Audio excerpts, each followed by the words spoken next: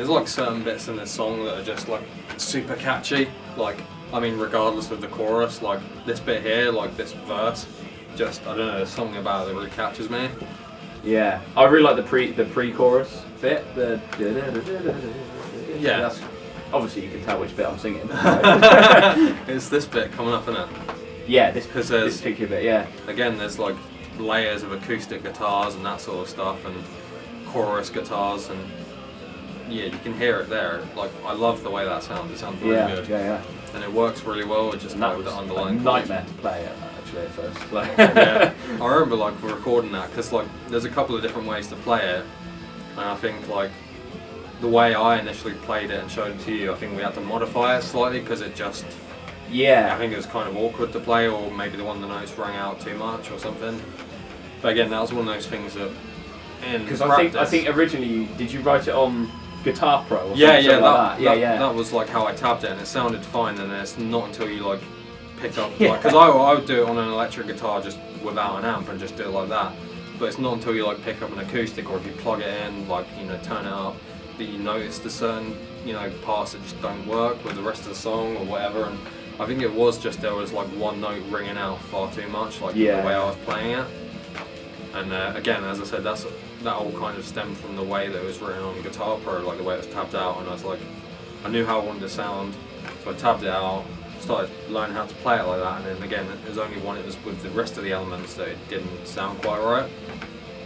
And that is like part of like, I guess the process of writing songs is you don't always know what's going to work until you put it in the context of the band, or even if you're rehearsing it live, it won't always work when you go to record it, because there's certain elements that come into play that don't allow certain things to work. Like certain lead guitar parts on this album, not solos, just like little lead parts, were written, an octave below, and they sound fine when you just slap down a, quick recording or whatever. But then when you actually go to record it for real, you realise actually no, that note's going to impact too much of the bass, and it's going to get too muddy, and then that's when you have to sort of change things and move it an octave up and stuff like that. And those are the sort of things you can't always anticipate until you're actually there doing it.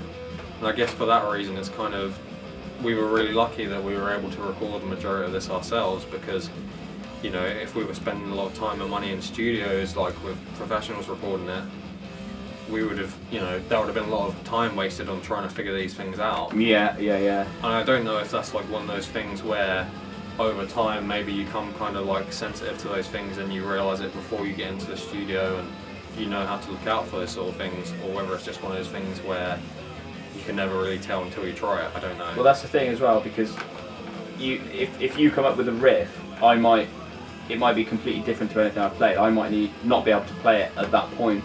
So I'll either have to practice it or figure out a slightly different way to play it.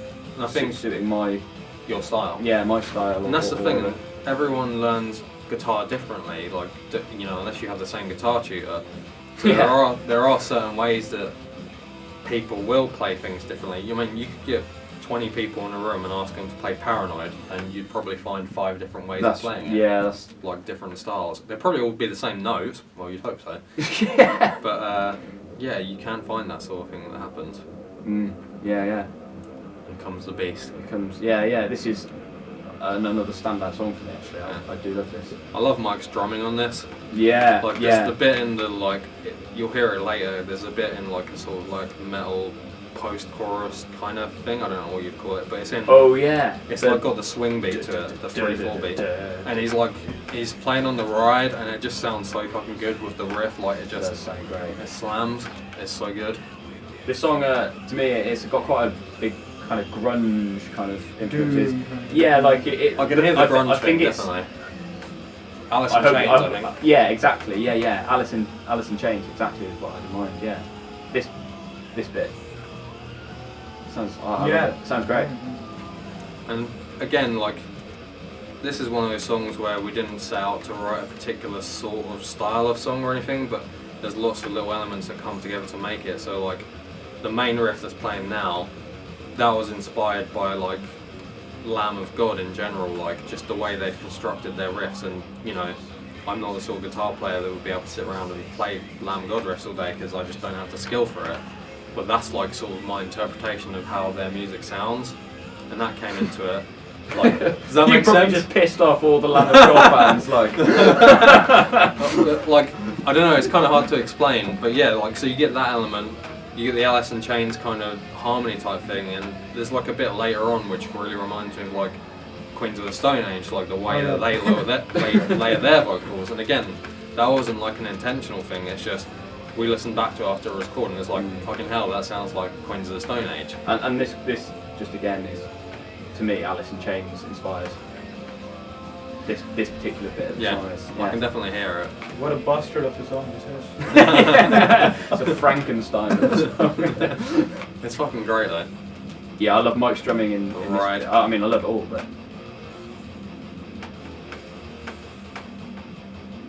This is like the headbang section. that's right. Yeah. Open that pit up, motherfuckers! And there's a little bit there where it's in like 2/4 or 1/4, you know, odd time. Yeah, that signature. trick one. Yeah, and it's like I remember trying to nail that when we were practicing. Yeah, it, I had trouble. I struggled with that. at You did. first. I was like, I'm not doing it wrong. That's funny. It's just like little things like that. Like when you hear it, it like sounds totally natural. But then if you try and show someone else how to play it, like we did with Jamie, you kind of realise what a kind of like off-kilter type of thing is going on. Like it just Yeah. It's weird if you don't just listen to it in the context of the song. If you're trying to learn it, it will throw you off. Yeah.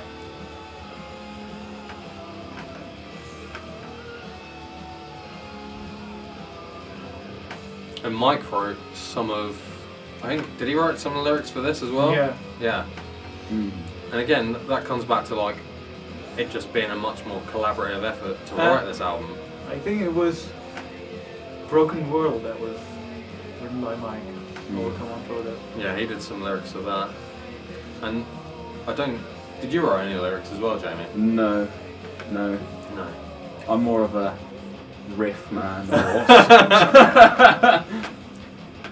I like that though, I like where we had like different parts that like we had our input on and stuff, and because in the first album I wrote all the lyrics, like I think mainly like it was just my work, but then the majority of lyrics in this album are Ali's work, and I think like he's stepped up the game a lot more and it sounds a lot better. And where he's incorporates, you know, a few bits of my lyrics. Ali can write for here. He knows like what his kind of you know, the The vibe. ideas. yeah, the vibe. Yeah. I think I just go with the feel of the song itself, Yeah. like because this one is quite dark sounding song. Yeah. So it went 6 Again, feet deep. about death. Yeah, like what do you do with the body after that? That's right. Oh. Yeah, no, I love this part. This just, I really enjoyed crafting a solo for this part. Yeah. Because the chords are kind of, it's quite dissonant, you know, like it's very Unusual. Yeah. Yeah. So it's like, what do we have? We get like You said C minor, C diminished, or whatever. So I kind of picked like a target note for each chord that I was playing and tried to land on that. And you said it was No. Greg Howell that was that. Yeah. Greg So Howell mainly influenced the solo in this section, right? there was that. Yeah. So there was this particular lick where he kind of does like an arpeggio and then fills in the gaps with like some chromatic notes. So I kind of stole that from. I didn't steal it, but Borrowed it. yeah, but borrowed With absolutely the no intention idea of giving it with- back. definitely. No, but it sounds great. Like it just works. I love it.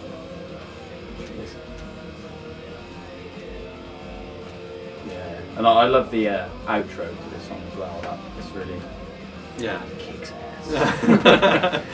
And that's one of those things again that we kind of worked out through rehearsing it. It's like, oh, there should be a bit here where it stops, and then like the drums do a fill, and then we'll do like some harmonics or something, and that worked out really well because originally it was just like the riff playing straight through, but where it just stops and you know has that harmonic section, like it just adds an extra something to that outro, and that China sound as well that Mike's playing.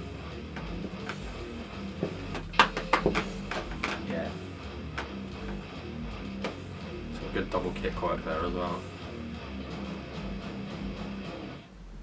Sweet. I like that you can hear like a bit of the guitar noise, like the amp noise at the end there. Yeah. Yeah.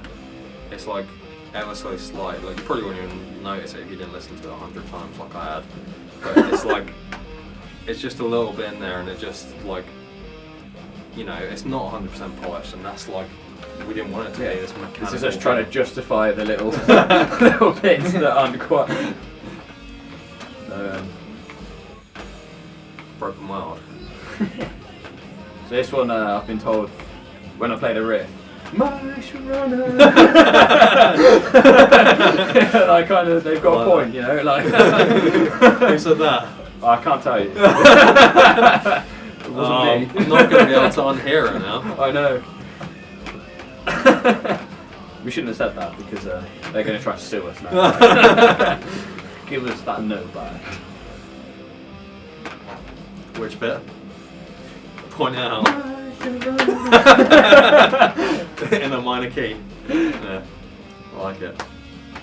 There it is. You can't not hear it now. That's great. This is like one of the songs where I don't think we all agreed.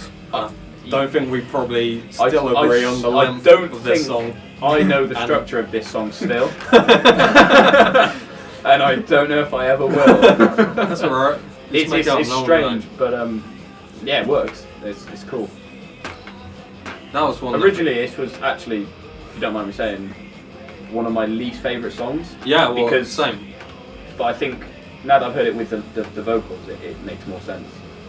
because when we were playing, I had no idea what you were singing. It was just this epically long song. Yeah, I was like, wow. Not a lot going for it. But yeah, like again, as we recorded it, I think because I think you were heavily on the side of it's too long, it's too complicated, there's too many different parts. Yeah. And I thought we needed to cut some like, of the bits down. And I think, I don't know, like I'm probably just speaking for you now, but like I think when you heard like sort of the final product, you came more over to the side that you thought actually it is alright. Like yeah, it's alright. no, it's great. Yeah, because I felt like some of the sections lasted a bit too long. Yeah, but now that there's vocals, they kind of. I think it works as long as they are, which is fine. And if people don't like it, we can always cut it down when we play live for the remix. Yeah, not much else to say about that song. I mean, you haven't got many good words to say for it. We've heard all the bits now. Apart from the solo, that's really good. Yeah, so I thought you might say that. Yeah, I don't know why. I mean, no, it's kind of a bit more of a show-offy solo. I mean, you know, I'm not the most technical player, but I get to kind of put in my pentatonic shred licks in there and stuff like that. That's it, yeah. And also some other stuff. I like this song for a lot of different reasons, but one of the reasons is that I feel like musically, in terms of the riff, it doesn't really.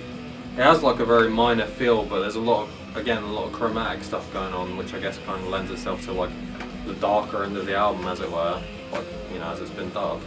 Mm-hmm. And the chorus specifically, I don't know what key it's in. I don't know. Like, I think it's a lot of it's just chromatic, but it's one of those things where I tried to specifically write a riff for the chorus, and I couldn't come up with anything. And I think I it's hit literally just like 3 notes.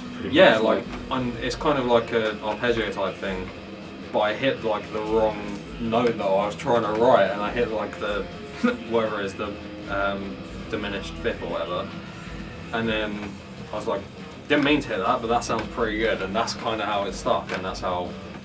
It contrasts because the bass and the rhythm guitar kind of contrast nicely with that riff over that riff. That's it. And again, when we were like rehearsing it and writing it initially, the drums and the guitars and the bass were all very flat, just sort of chugging on that one note, or like a few notes. But then Mike came up with a really nice sort of, I don't know like how you describe the beat, but the beat for the chorus has this kind of like almost kind of like a skipping quality to it. Like I don't know how you describe it, but that coupled with the rhythm of the guitar, like that wasn't just playing straight notes, it just gelled really well together, and it made like the chorus a bit more special than it was before, because before it was just like kind of straight notes. It just didn't have a lot going for it, and it's just little tweaks like that. Again, throughout the whole album, I think just like changing rhythms and just changing bits here and there gives an extra dimension and element to certain parts. Yeah. Go. Am I to end the song? Yeah. See, it's not ending.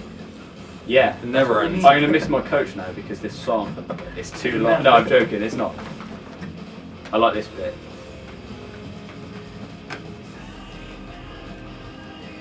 The other thing, it sounds a bit like the Danny Elfman Batman theme. Oh. Yeah, because you did a solo. One of the best soundtracks ever. Definitely. And but yeah, it was that bit in the solo. Yeah, and it was even more prominent in the first solo you did for it. Yeah. Because you harmonised it like with actual harmonies. It was like the proper, Tim Burton, Danny Elfman thing. Like it was great, but yeah, it was a bit too Batman. Yeah, because the reason I did that was because it was basically the riff, you know. Reminds me of the animated series of Batman as well. Oh, that's great. It is fucking great. Very high quality animated. Yeah, check it out. Yeah. Literally the best, I dare say. And just this week now. I digress. Oh, Mike had a different drum part planned for that. It was like this kind of skag beat type thing, but it didn't work. Yeah, we told him it was shit. He needs to change it, otherwise he's out of the band. Where is he now?